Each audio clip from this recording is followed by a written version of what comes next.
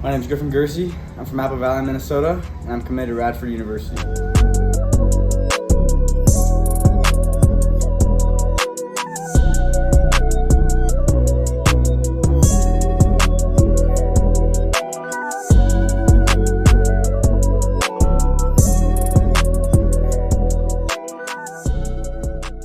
Yeah, so I started playing soccer when I was 4 years old. My dad and my mom signed me up for a YMCA program where I would play with just a bunch of other kids who wanted to get into soccer. And I just started playing when I was 4, and we started just playing rec league. It wasn't anything serious, but as I started to grow more and I started to keep playing, I realized that I really loved soccer and I had a passion for it. My mom and dad decided to sign me up for my first club team, which was Dakota Rev in the Apple Valley, Eagan, Rosemont area of Minnesota, kind of the lower southern suburbs. And I started playing soccer there. I was 6 and I started playing with the U9 team. I think that was super important because it was more physical challenge and it had me work on my technique a lot more, and so I developed a better technique at a younger age. I started to learn more about how to adapt with other players and how they were faster than me and more physical, that I could outdo them with my technique and stuff. And so I played with Dakota Rev for about 4 or 5 years, and then at U11 transferred to a club in Minneapolis called Helix Intra.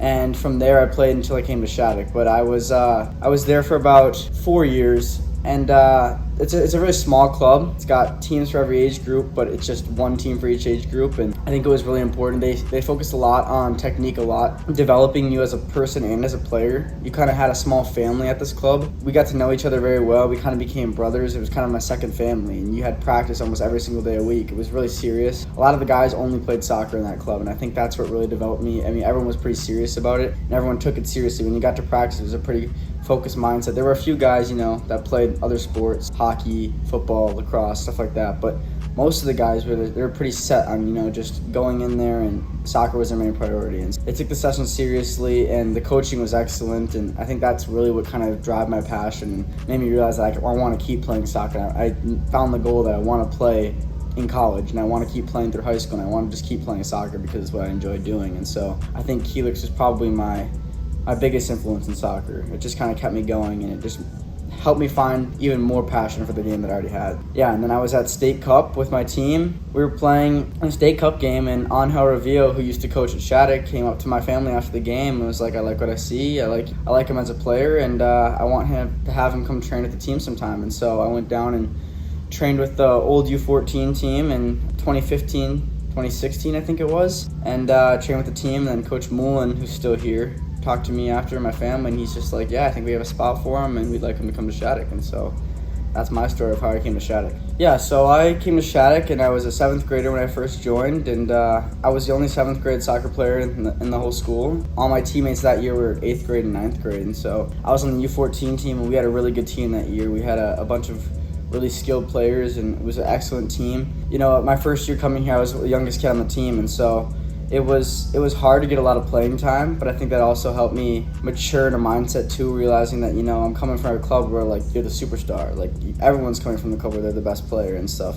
And it kind of, brings things into more reality where you're not going to be playing the whole time. You're not going to be playing every single minute, every single game. And so I think that really kind of humbled me a little bit and was just you know what, you got to go in there and you just got to do your best every single time. And so 7th grade was definitely a development year for me. I did get minutes. I mean, it wasn't like I didn't play at all. It was a U14 team, so it wasn't the most serious thing in the world. But no, it really developed me as a player. And then U15 year, I had Coach Angel, the guy who recruited me, as my coach. And so that was a more profound year for me. I got a lot of minutes that year. I started off in the midfield as a 10, and then he saw me as a more versatile player than I thought I actually was. And so he introduced me to the left back position.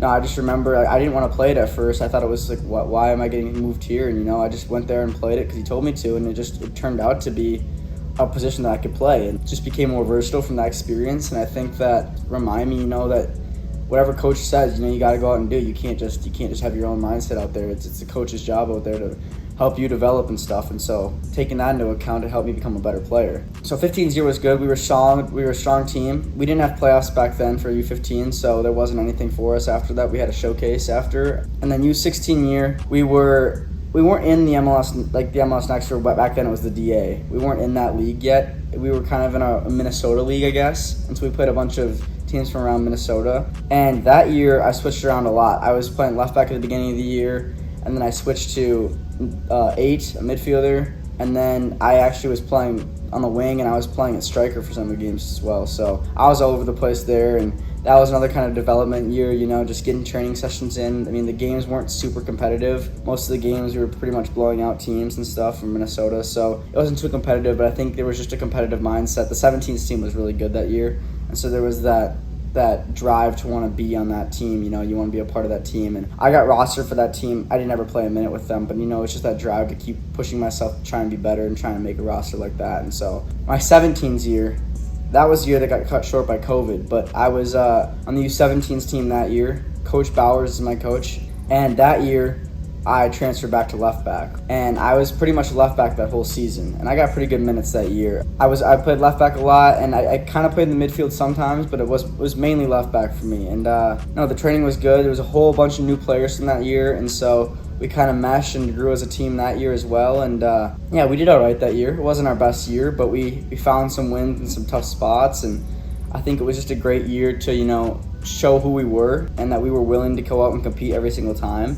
And it wasn't going to be given to us. We had to earn what we had. So I think I earned a lot of good friendships and relationships and people that I'll have for the rest of my life from that year. And so I think that was really important. But unfortunately, that year was cut short spring due to COVID, and so we all had to go home and do online learning. And we didn't have any showcase that year, and so it was really tough. You had to go out and train on your own. And I got with a bunch of the Minnesota guys, and we trained a lot over the spring and the summer and stuff just to keep our skills sharp and everything. But it was definitely tough coming back because you didn't know what to expect. I mean, if people weren't able to have access to training and stuff, you didn't know how good it was going to be. So you kind of had to just go out and train as much as you could every day. And, Coach sent out workout plans and practice stuff. He said, just try and get on the ball, get touches on the ball. And so it was a different year, definitely. I think for the whole world it was a different year. But, it was a good learning year again. You go out there and it's not exactly what you expect it to be, so you have to adapt. And we went out there and we played our hearts out, and then the season got cut short. So what do? You go home and train and do the rest of the stuff online. And so I think that was big. It was a big change for us. But then,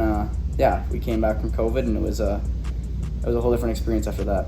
Yeah, so coming back from COVID for my junior year, it was still a different year. We had a little bit of hybrid learning, so we were in class some days, we were online some days, and so it was hard, but thankfully we were able to come together and practice as a team. And so I just had to drive down after classes and come train with the team. And so we were able to get our training sessions in, and we were able to play games. We never had home games or away games really that year until the end, I guess. But we kind of met in the middle, so both teams could go to a kind of a middle point, and so they both didn't have to drive or travel too much with COVID going around and things spreading. But it was definitely a different year. I played with both the 17s and the 19s that year. I started off as a center back that year, actually, and I kind of transferred to a left back, and then eventually I was kind of an 8 again, an 8 or a 6, and so that kind of developed me for this next year, I guess. But no, basically for that last year, my junior year, it was another tough year. I helped the 17s that year, and they made playoffs, and that was huge, and they had a really good season that year. Only had one loss in the regular season, and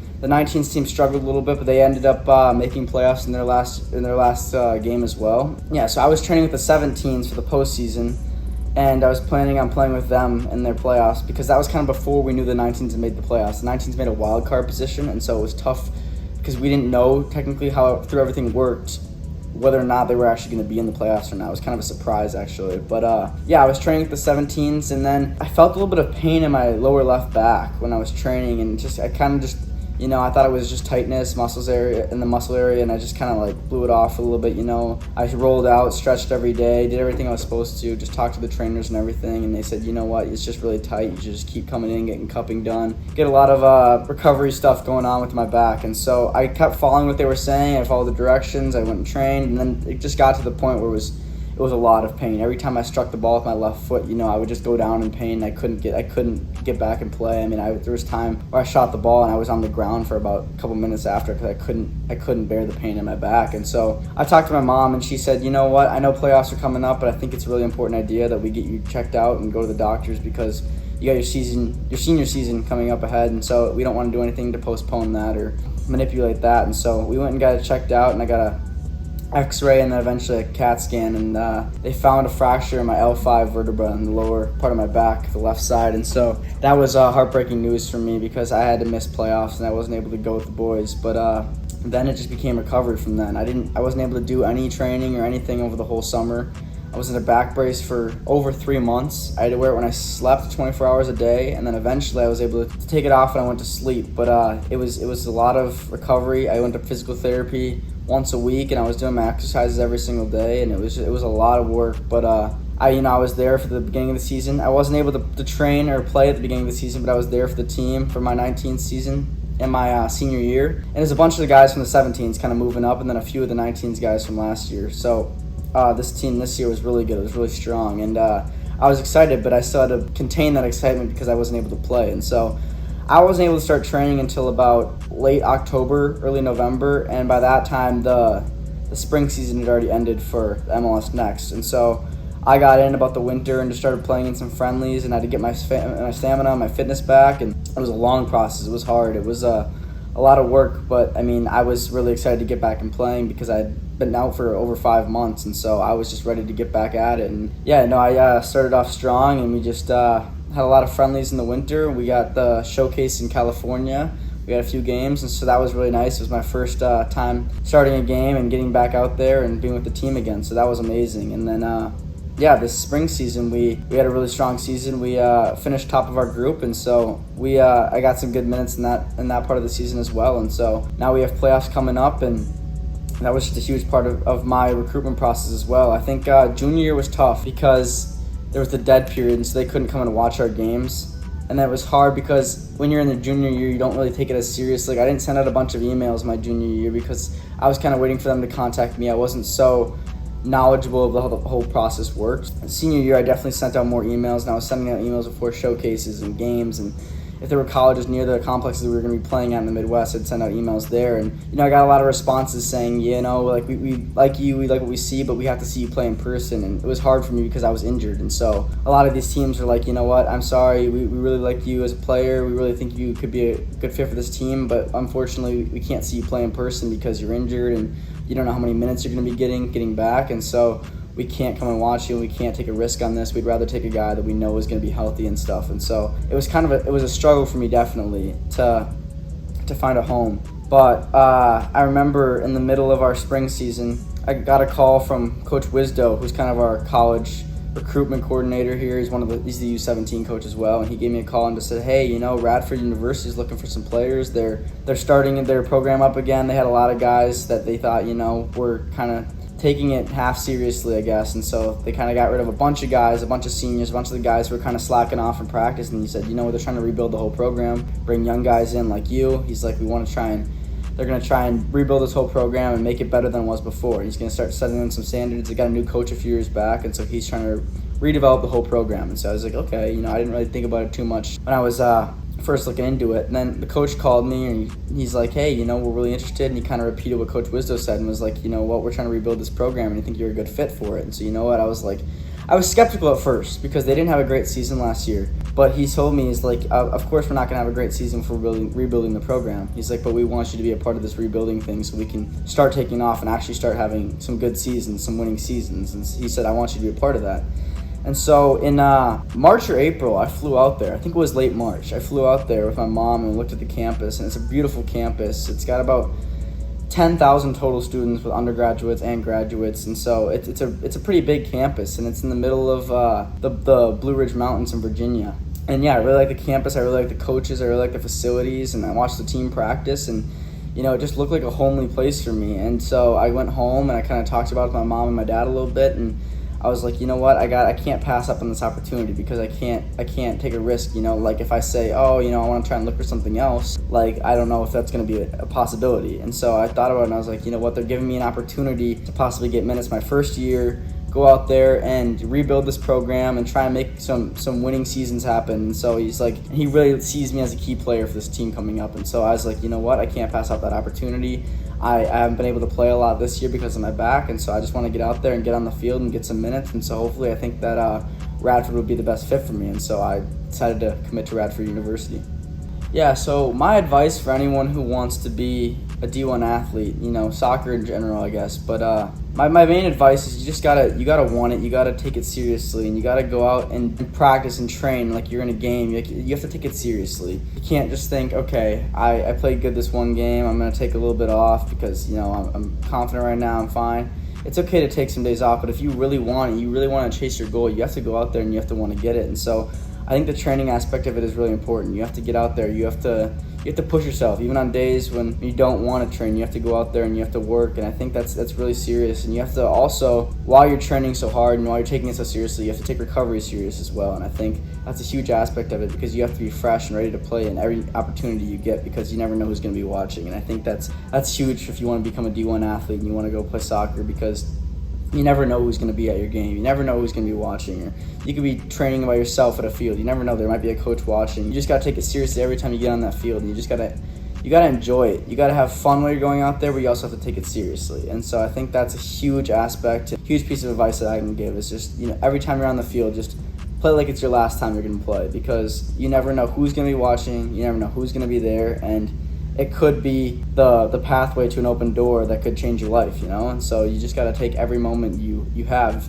seriously, and you can't take it for granted. And I'd say another piece of advice too is stay on top of emails and stay on top of your recruitment process. I think that's a huge aspect for players who want to play. I think you have to stay on the coach's radar. I think my junior year, I didn't really do that as much. I kind of was like expecting coaches to come to me, and that's actually the opposite of what you should do. You should try and contact the coaches and get on their radar instead of them trying to get on your radar, because in the end, they're looking for you, but you have to show them why they should be looking for you. And so I think it's definitely important to send out emails and send out video clips and, game footage, highlights, whatever you can, transcripts, get that out to them and show them why you want to be there, why you think you're going to be a good fit, and personalize your emails and try and make it so that that's the one school you want to go to. Show them why they're the one school you want to go to, and make it seem like there's no other school you'd rather go to.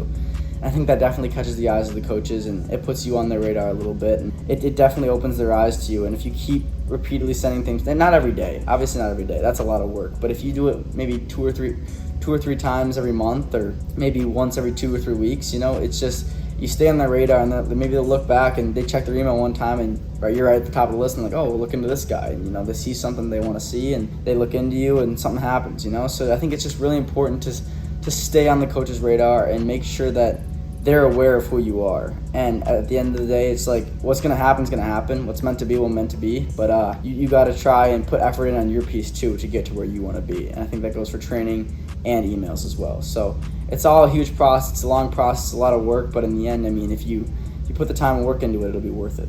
Yeah, so thank you guys for listening. Those are my future plans. That's my career, my soccer career thus far. And I'm hoping to excel in the future and see where Radford University and my soccer career takes me. So thank you very much.